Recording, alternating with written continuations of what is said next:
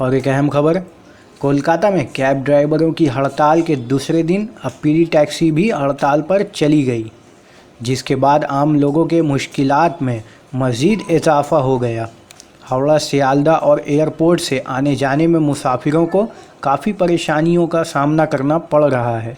ख्याल रहे, पिछले दिन से कैब ड्राइवर अपनी मांग को लेकर 48 घंटे के लिए स्ट्राइक पर हैं और अब शहर में चलने वाली पीली टैक्सी भी ट्रैफिक पुलिस पर ज़्यादती का इल्ज़ाम आयद करते हुए स्ट्राइक में शामिल हो गई है।